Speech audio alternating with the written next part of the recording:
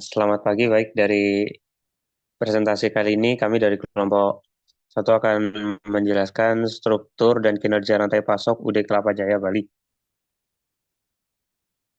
UD Kelapa Jaya Bali merupakan sebuah usaha dagang yang berdiri sejak tahun 1999 dan berfokus pada sektor industri pengolahan kayu kelapa.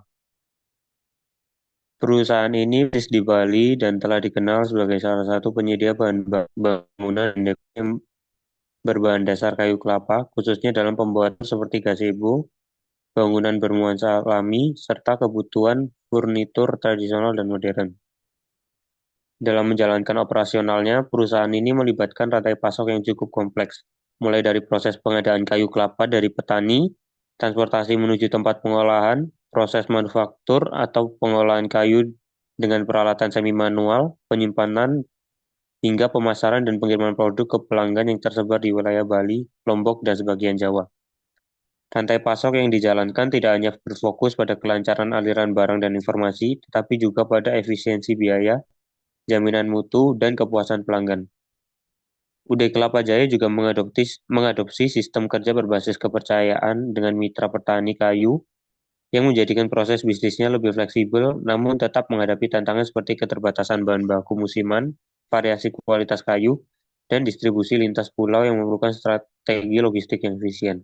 Oleh karena itu, analisis terhadap struktur dan kinerja rantai pasok UD Kelapa Jaya Bali menjadi penting untuk mengetahui bagaimana perusahaan dapat meningkatkan daya saing, memperkuat kemitraan, dan menciptakan nilai tambah yang berkelanjutan di tengah persaingan industri bahan bangunan berbasis kayu tropis. Next slide.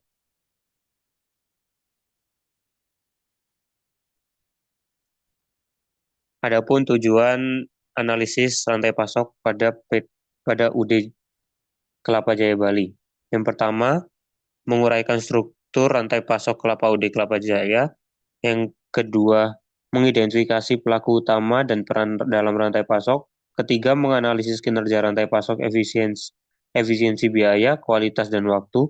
Keempat, memberikan rekomendasi pengembangan supply chain-nya. Next slide.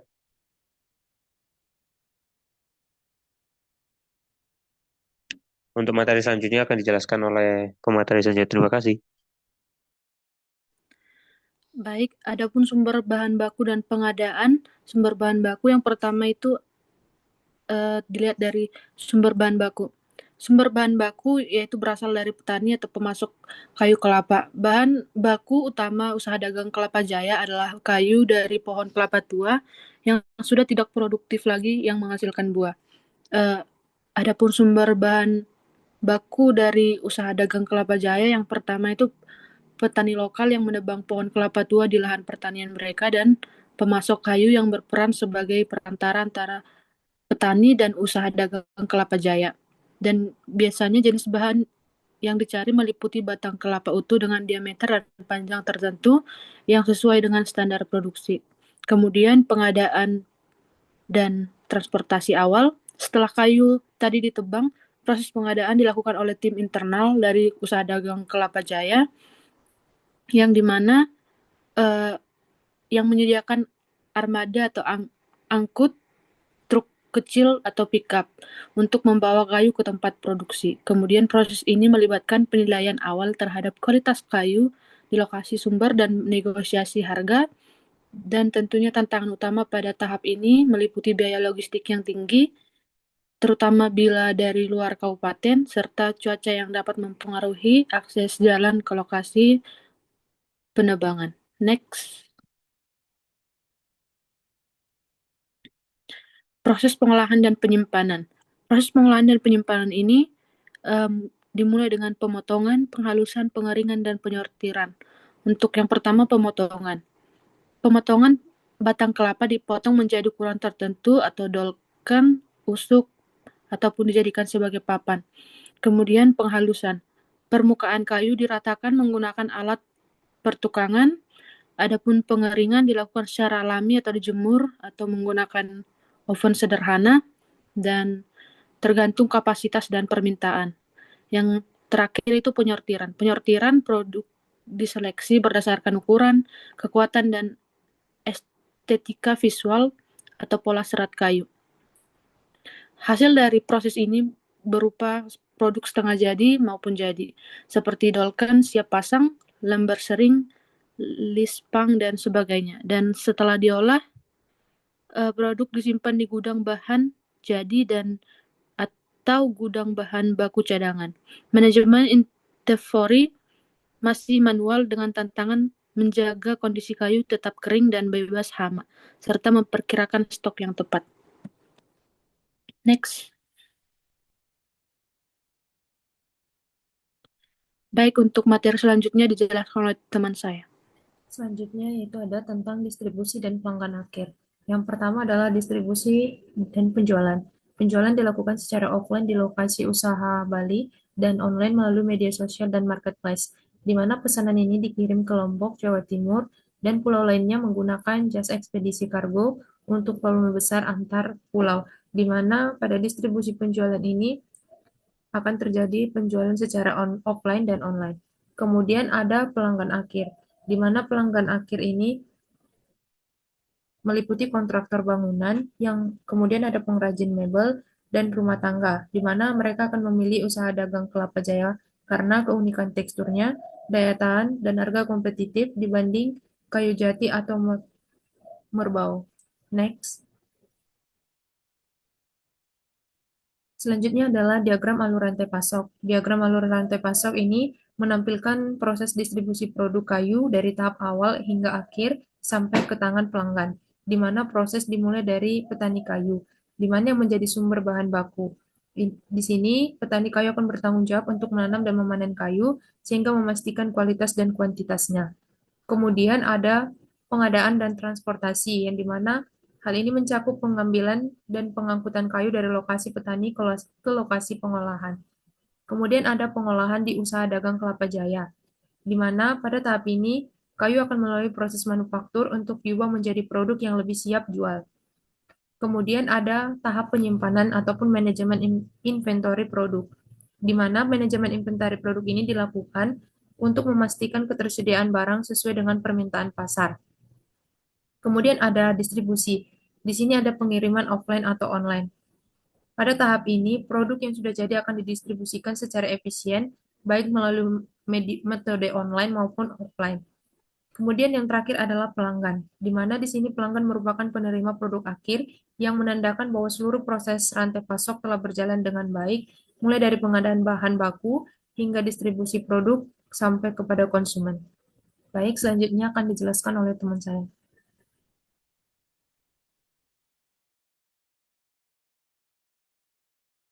Baik, pada kesempatan ini saya akan memaparkan hasil analisis kinerja rantai pasok yang kami tinjau dari beberapa aspek penting dalam proses supply chain, khususnya untuk konteks wilayah lokal dan distribusi antar pulau. Yang pertama, dari sisi efisiensi biaya, kita menemukan bahwa pengadaan bahan baku atau produk secara lokal di Bali relatif hemat. hemat. Namun, ketika bicara distribusi ke luar Bali, justru biaya cukup tinggi. Ini menjadi tantangan karena logistik antar pulau masih tergolong mahal dan memerlukan strategi efisiensi yang lebih baik. Selanjutnya, ada kecepatan dan respons. Untuk menggunakan di Bali, sistem rantai pasok sudah berjalan cukup cepat dan efisien. Namun, ketika harus melakukan pengiriman terpulang, misalnya ke Jawa atau Sulawesi, dibutuhkan perencanaan yang lebih matang. Tanpa perencanaan logistik yang baik, bisa terjadi keterlambatan yang mengganggu supply ke pasar luar daerah. Selanjutnya ada kualitas produk. Pada saat ini, seleksi untuk produk masih dilakukan secara manual, yang artinya belum ada standar operasi prosedur atau SOP yang jelas dan konsisten. Hal ini berisiko membuat kualitas produk bervariasi, tergantung siapa yang melakukan seleksi. Oleh karena itu, penerapan SOP sangat penting agar tetap terjaga dan dapat diandalkan. Selanjutnya ada inventory atau persediaan. Untuk inventory, proses pencatatan dan pengolahan stok masih dilakukan secara manual. Kondisi ini menimbulkan dua risiko utama, yaitu kurang stok, kelebihan stok yang bisa menimbulkan pemborosan dan kerugian. Dengan sistem manual, prinsip permintaan juga menjadi kurang akurat. Kemudian ada sistem link teknologi. yang dimana semua proses masih konvensional, mulai dari pencatatan, pelaporan, hingga komunikasi. Ini tentu menjadi hambatan besar, apalagi dengan sekarang yang menuntut efisiensi tinggi dan keputusan yang cepat. Selanjutnya ada yang terakhir ada kemitraan, yang dimana hubungan antar pelaku dan pasar sudah cukup baik, namun sayangnya hubungan ini masih bersifat informal. Tanpa adanya kontrak atau kesepakatan formal, akan sulit menjaga kesinambungan kerja dalam jangka panjang. Maka penting untuk mulai membangun kontrak yang lebih profesional dan legal. Selanjutnya ada tantangan utama. Tantangan utama terbagi atas 5. Yang pertama itu ada distribusi biaya tinggi. Dan distribusi terutama untuk pengirim pulang atau wilayah yang jauh masih sangat tinggi. Ini menjadi beban dalam harga akhir produk dan bisa mengurangi daya saing di pasar luar daerah. Selanjutnya ada ketergantungan dan ketergantungan bahan baku musiman. Yang dimana bahan baku yang digunakan sangat bergantung pada musim. Ini menyebabkan pasokan tidak selalu stabil sepanjang tahun dan mempengaruhi ketersediaan serta harga produk. Yang ketiga, ada kurangnya sistem informasi, yang dimana belum adanya sistem informasi yang terintegritas terintegrasi menyebabkan alur data menjadi lambat, kurang akurat, dan sulit dikendalikan secara real time. Hal ini menyebabkan proses pengambilan keputusan secara cepat dan efisien. Selanjutnya ada permintaan proyek tidak pasti, yang dimana pasar kadang berubah yang cepat, dan permintaan dari proyek atau konsumen tidak selalu konsisten. Yang ini membuat perencanaan produksi yang tetap menjadi lebih kompleks dan rawan kesalahan. Dan selanjutnya, yang terakhir ada SDM butuh peningkatan, yang masih membutuhkan pelatihan dan peningkatan kapasitas, khususnya dalam mengelola rantai pasok secara modern, termasuk penggunaan teknologi dan pengelolaan logistik. Nah, untuk kesimpulannya, secara keseluruhan, Udi Kelapa Jaya sebenarnya telah memiliki struktur rantai pasok yang cukup efektif, khususnya dalam pasar lokal. Namun ada beberapa aspek kunci yang menjadi tantangan besar, yaitu logistik yang masih mahal, sistem yang belum terintegrasi, dan kualitas produk yang belum seragam.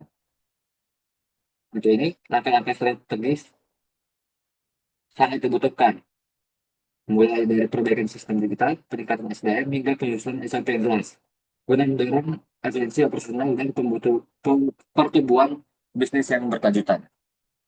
Baik, sekian presentasi dari kelompok kami. Jika ada salah kata, mohon dimaafkan. Terima kasih.